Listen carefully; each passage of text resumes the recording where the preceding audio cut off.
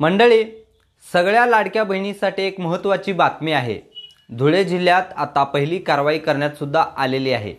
धुळे जिल्ह्यातील नकाणे गावात राहणाऱ्या एका महिलेने सरकारी योजनेचा लाभ घेतला आणि हे प्रशासनाच्या लक्षात आलं। हे लक्षात आल्यानंतर तिच्याकडून 5 महिन्यांचा निधी म्हणजेच 5 हप्ते 7,500 रुपये वसूल करण्यात आले आहे। धुळे जिल्ह्यातील जितेंद्र पापळकर यांनी दिलेल्या माहितीनुसार अर्जाची आता तपासणी सुरू आहे। गैरफायदा घेतलेल्या लाभार्थ्यावर कारवाई करण्यात येणार असल्याचं सुद्धा आता सांगण्यात येतंय आणि अर्जाची छाननी झाल्यानंतर ज्या पात्र ठरतील त्याच बहिणी आता लाडके असणार आहेत।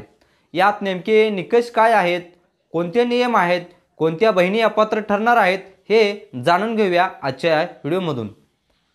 नमस्कार, मी अक्षय कांबळे आणि आपण पाहत आहात द कॉर्नर।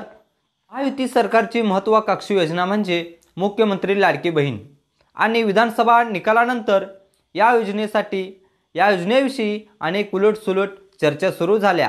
म्हणजेच योजना बंद होईल, योजनेचा हप्ता येण्यास वेळ लागेल, 2100 रुपये मिळणार नाही, अशा अनेक विषय होते।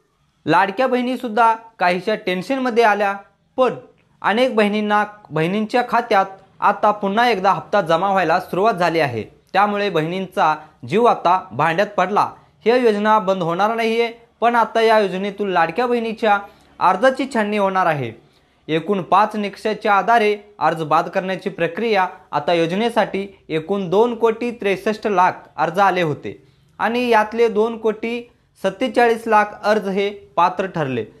बँक खाते, आधार कार्ड जोडणे 2,34,00,000 जणांना या योजनेचा लाभ सुद्धा मिळालेला आहे।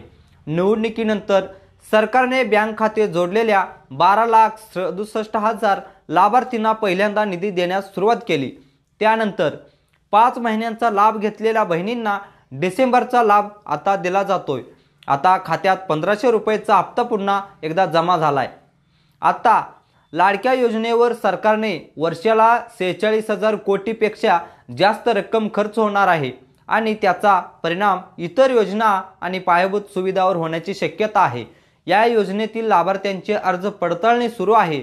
त्यासाठी वर्धा, पालघर, यवतमाळ, नांदेड, जळगाव, धुळे या जिल्ह्यातून स्थानिक पातळीवरून तक्रारी आल्या असल्याचं कारण आता सांगितलं जातंय आणि ही पडताळणी तक्रार निहाय केली जाणार असल्याचे मंत्री आपले बालविकास कल्याण मंत्री आदिती तटकरे यांनी सांगितले आहेत आणि केसरी आणि पिवळे कार्ड वगळता सर्वच अर्जाची आता पडताळणी होणार आहे।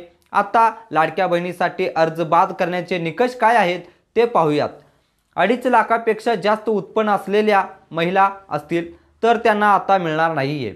सरकारने आयकर विभागाकडून त्या संदर्भातली माहिती मागवली जाते आणि त्यानुसार अर्जाची छाननी होणार आहे।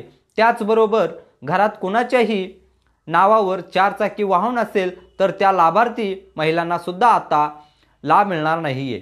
आयकर विभागाकडून माहिती मागवली जाणार आहे आणि अशा महिला जर लाभ घेत असतील तर त्यांना यापुढे पैसे मिळणार नाही। आधार कार्डवर नाव वेगळं आणि बँकेत नाव वेगळं असेल तरच ती सुद्धा आता पडताळणी केली जाणार आहे।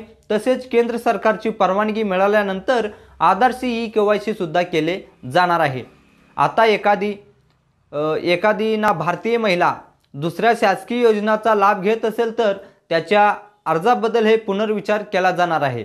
नमो शेतकरी या योजनेचा फायदा घेत असेल तर या योजनेतून 1,000 रुपये आधीच मिळतात।